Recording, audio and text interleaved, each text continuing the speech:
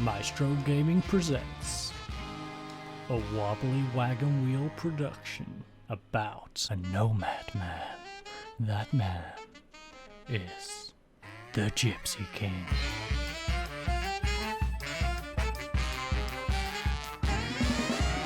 Okay, ladies and gents, welcome back to the Maestro Gaming production, and as you can see, we are jumping straight into action in our first game against Anderlecht. And, well, little Anderlecht is gone and stolen our formation. As you can see, they are rocking the exact same formation we are. But that doesn't matter, that's not going to stop us getting the win today, because our team today is Gallon in goal, Vucevic at left back, Schwavers on the right hand side of defence. In between them is Corfries and Pieri. In front of them, of course, is Kubicic in that defensive midfield role. Controlling the central midfield will be Bismarny and Belt. On the left, of course, is Anderson better than Cleverson. And on the right, Fernandez. Up front on his own, Milcevic. Now, our bench consists of Perard, Duchette, Oscan, Post, Jimenez, Verif, and of course Holmberg. But without further ado, let's go talk to Dirk.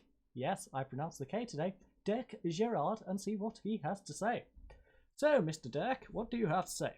I think the team could do with some encouragement to avoid a defeat. Passionately, we're not going to go on about the relegation zone. That's probably going to worry them. Give their fans the money's worth. That has gone down well with Kubicic. It's gone down with Gallon. Not too bad. Could have gone down a little less. Most of the team is listening keenly. Our two centre-backs apparently were just asleep when I did that, but what you going to do? Anyways, Maxence Jacobson of DH.B. Friendly and good-humoured. And friendly, of course, because he's friendly and good-humoured. Why would he not have a friendly relationship with us? So, with Wasland Beveran's chairman reportedly open to relinquishing control of the club, I could care less. We are here till the end of the season, then we are gone. I think stability is of immense importance in football. Yes, stability. So, how do you intend on seizing the initiative against an opponent who, like you, prefers to dominate possession? At the end of the day, I believe we're better than they are. So, we're going to win. Belt has been pulling all the strings in midfield of late. How important will he be here today? Well, all of our players will be important, but him in particular. He's in central midfield. What are your thoughts on Muskron parting companies with their manager? Probably a really stupid idea, considering they're in a free race scrap with us and Wargem. But if they want to make staying up easier, I don't care. We can try and seize the initiative. And in today, we are going to try and seize the initiative with Mechlin playing a game that doesn't matter to us. Okay, so there's literally no other games that really matter to us right now. We remain 14th. If we can pick up 2 more points, we still remain 14th. Because unfortunately, there is a bit of a gap between us and 13th place. But we would like to make a bigger gap between us and 15th. As you can see, we have a 2-point gap on them, 3-point gap on Wargem at the moment as we are drawing, but we would like to build upon that, make it a 4-point gap, perhaps. But nope, we're going to do nothing in the first half. That was a rather boring half, if I must say. We shot through it. The only thing that happened was Kiki Pieri got a booking on the 9th minute, and well, we had 8 shots, they had 1. 5 on target, we didn't get to see any of them though. To their 0. 4 fouls to 1. 1 yellow card, 0 yellow cards, 50-50 on the possession now. So, best performers, Belt, he got 6.8, 82% passing completion ratio, and Eating for them with a 91% passing completion ratio and a 7 rating. I must say, for a televised game, I'd be really disappointed this one being on. Now, struggling to form is Anderson. He's got a 6.4 and no reason for it. Amuzu for them with a 6.4 and also no reason other than his 0% crossing completion ratio. So, Dirk thinks he should encourage the team to give them a bit of a morale boost. You know, assertively, I'm far from pleased what I saw. Pick it up, lads. That was pathetic. We can beat Anderlecht. Now go out there and prove it. So, Bismarny gets it into Fernandez. Fernandez holds the ball. Milcevic now to Bismarny. Belt back to Schwavers. Schwavers back to Belt. Belt plays back to Kubasic. Kubasic has Schwavers if he needs. Plays it all the way back to Pieri though. Pieri now crossfield ball to Korfreis. Korfreis to Vucevic. Vucevic making a lovely run down this left-hand flank. Whips one in. Fernandez. It can't be held. And it is a goal for us. Is of course Fernandez's first goal of the season, assisted by Vucevic. And let's have a little look at this one again. The goalkeeper should have probably done better. Pushed it around the post or even held onto it. But he can't hold the header and he just poked it into his own net. Terrible goalkeeping by Didolon. And I shall take that. I apologise if I'm not as upbeat as I usually am in today's episode. I do have a few things on my mind right now. So, yes, apologies for that. I'm a little bit distracted on stuff going on in my actual life, but we shall move on as we bring on Ozcan. Ozcan can come on. Now, are you better that way around?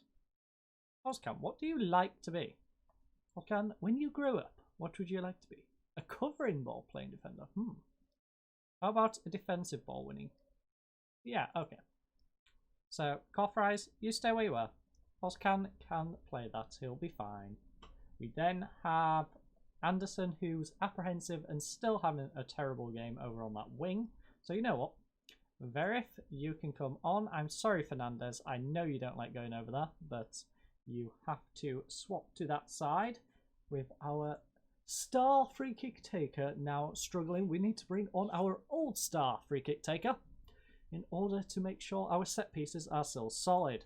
Now, Vucevic throws it to Fernandez. That was a very high ball, but it gets across to Belt. Belt now crossfield ball over to Verif. Verif making a lovely run down this right-hand side. Can he whip in a cross? He does, and it's to Fernandez for his second goal of today's game, of the season, and well, he is off to a cracker today, folks. Fernandez scoring from both sides of the pitch from lovely crosses delivered into him. As you'll see, he makes another darting run, gets into the middle. Fernandez's header slotted. This time the goalkeeper can't even touch it into the bottom corner, and we are 2-0 up. And well, we have a kickoff highlight. That is not a good sign. Please tell me they're not going to pull one back in this particular highlight. Silva, Zander Silva, in fact, plays back to Newlands and Etting back to Newlands back to Eating once more. It's now with Eating, now crossfield ball to the left-hand side. Lovely through ball to Amuzu. Amuzu one-on-one with the goalkeeper. Gallon saves it though.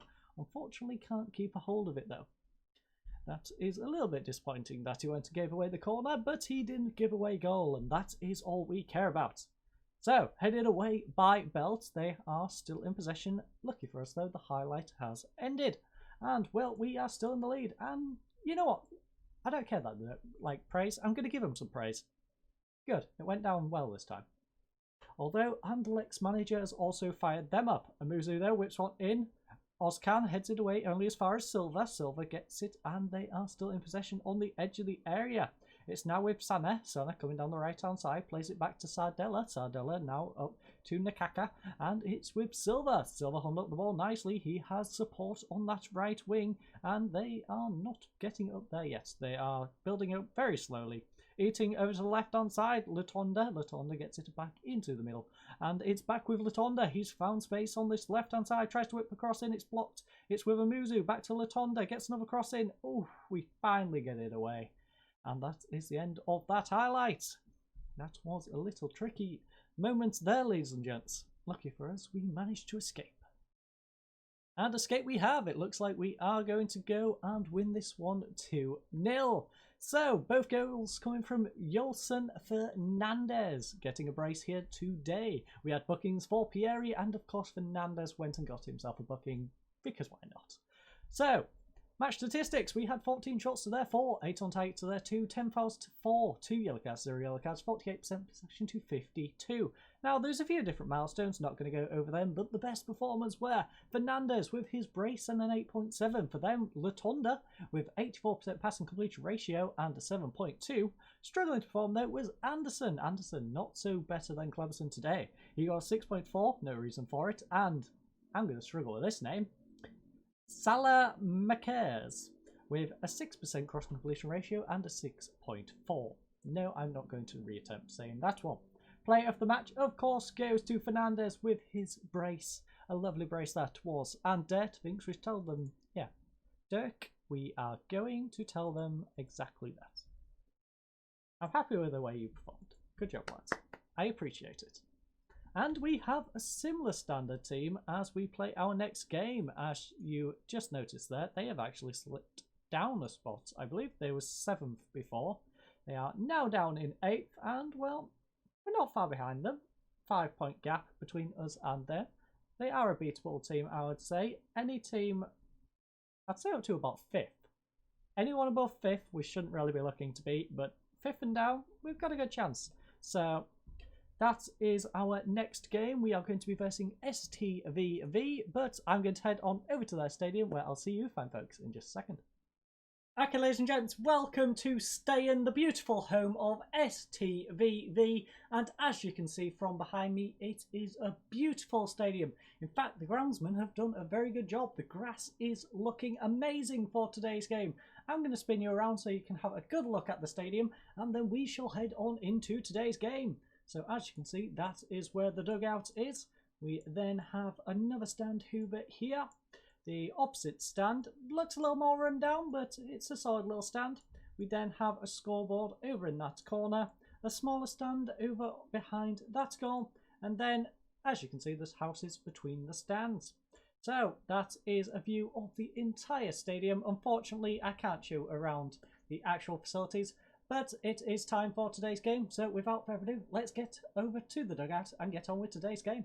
Okay, ladies and gents, it is time to kick off our second game of today's episode. There isn't anything going on with our team, but I am interested in their tactics. They're going for a 3-2-3-2 defensive mid. Very gutsy in my opinion, having 3 at the back and 2 defensive mids, but we shall see how that pays out for them in today's game. But without further ado, let's go talk to our assistant Deck and see what he has to say. So, Deck, what do you have to say? Tell the team that they're expected to pick up where they left off. Assertively, I know we're underdogs.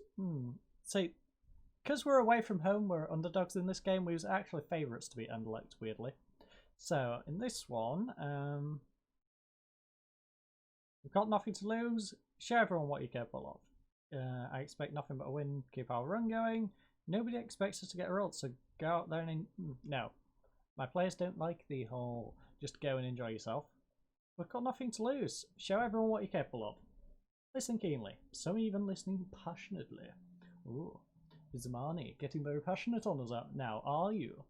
But Maxine's Jacobs of DH.B, friendly and good-humoured, respectful gentleman. Ken Semmer has provided plenty of assists in the Pro League A so far. How do you plan to stop him? Break his legs? No. Dang, he is in some good form. 7 rating over the past 5 games, 4 goals in 22. We don't have to pay close attention to him and have worked on some stuff in training. We've not. We really haven't. We haven't focused on him in training, but we shall tell the media that, because maybe it will make them think we have. Belt plays it over to Bismani though, back to Belt. Lovely cross by Belt, unfortunately headed away. Kubasic collects it though. Still in possession, over with Vucevic, heads it down. Unfortunately, his header is intercepted. It's now with Toure. Toure on the counter-attack. Can we get a challenge in? Oh, he gets past the defender. Lucky for us, his shot is awful. And we are saved in this situation.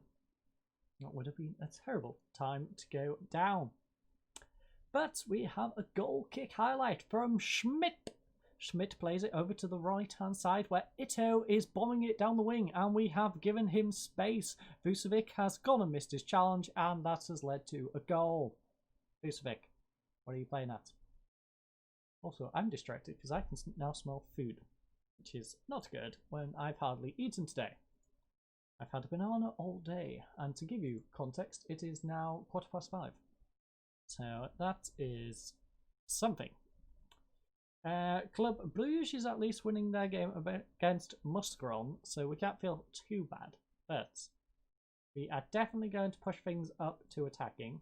We are going to demand more from the lads. And that is our plan for now. We have a they have a nervous defender in Bertie. I was getting confused for a second. Our shout did manage to motivate everyone. Unfortunately, though, this highlight is after most of them have lost that motivation. But we have Fernandez coming down the right-hand side. Can Fernandez bring us back into today's game? As you already know, in the previous game, he got a brace. Plays back to Schwavers. Schwavers to Kubasic. Schwavers once more. It's in possession with Kubasic. Bizamani now Belt. Crossfield ball over to Vucevic. Can he cross it in? Can he? Yes! Ooh, Milcevic, though. His shot is saved by Schmidt. And that is that. We need to do a little bit more, ladies and gentlemen. Show some passion. Get your fruits out. We want the passion fruits out, and that has worked with everyone other than Kubasic. Kubasic doesn't like passion, apparently. He's not a very passionate man. But the rest of the team are. And unfortunately, we go into halftime 1-0 down. Now, the match statistics would not suggest that. They had 5 shots, we had 11. 2 on target to our 4. 4 fouls to our 7, 0 yellow cards, 1 yellow card, 45% possession to 55. So we beat them in every single category. But the best performance was Toure. He got 1 goal and 7.1, and in fact that's the only category that really matters in the end. They are 1-0 up on goals. Belt, though, also with a 7.1. He has a 53%, 53 passes even, completed. Struggling to perform is Bertie for them. Their defender, 6.6, and no reason for it. Schwavers has got 2 mistakes and a 6.4 as a result. A little bit confused by that because I believe the mistake was Vucevic being on the left-hand side, not the right. But I don't know. Anyway, Bruges has at least pretty much guaranteed that they're going to beat Musgron in that game, so we aren't going to slip down the table, although we are going to fall behind the pack in front. Dirk Gerard thinks we need to sympathise with the boys. No, my sympathising is going to be show me something else in the second half. We expect more. At this club, we expect the very best out of every single player, every single game. And if you do not do that, then we shall hammer you for it. But we have a throwing, and it is Schwavers. Fraser into Milcevic. Now Fernandez holding up the ball nicely over to Belt. Belt with Bizamani. Bizamani holding up the ball. Plays it to Kubasic. We have an overlap in Schwavers if we use it. Not using it though. Plays it over to Anderson. He has Vucevic also on an overlap. Doesn't use it. Goes into Belt. And he plays a through ball to Fernandez. Oh, it's a waste of effort. I don't know why you're not using the overlap, lads. Aye, aye, aye. Right, demand more. I'm going to tell them to show some passion after we make the substitutes, but we're going to demand more for a few minutes. Right, that hasn't equated to anything. So, who is struggling? We have Milcevic, he's doing nothing. So, Holmberg, you can come on. We have Fernandez, he's having a rough time. We also have Anderson having a rough time. Everyone else is doing okay. So, you know what? We're going to risk it. We're going to risk it for the chocolate biscuits. We are going for our double substitution on the wings. No, we're not, because we're both not on the bench. I just remembered that. Yeah, how do we tweak? I guess we just take Fernandez off. He's having a rough game. Anderson, can we swap up what you're doing, maybe? Inverted winger. How good as an inverted winger are you?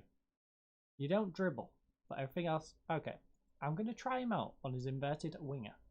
He's having a rough game how he's currently playing, so why not switch it up and give him a chance to perform in another role? But that is the moment.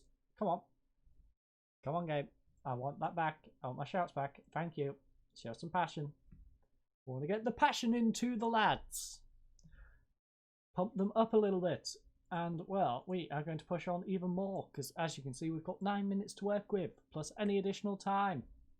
We need to get forward as quickly as possible, show some passion, lads. That's motivated them, and hopefully this is the moment we bring back a goal. Pieri brings the ball up over to Schwavers. We have 3 minutes of normal time to score. Plays it across to Bizamani. Holmberg has gone down, but it's over with Anderson. Anderson now cutting inside. Does have Vucevic on the overlap if he needs. Goes alone. Unfortunately, Holmberg is not there, though, because he's still having a nap in the middle of the pitch.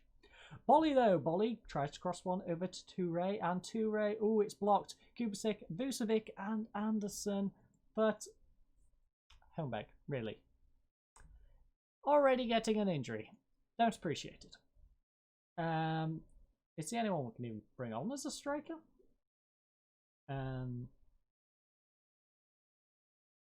I guess we just have to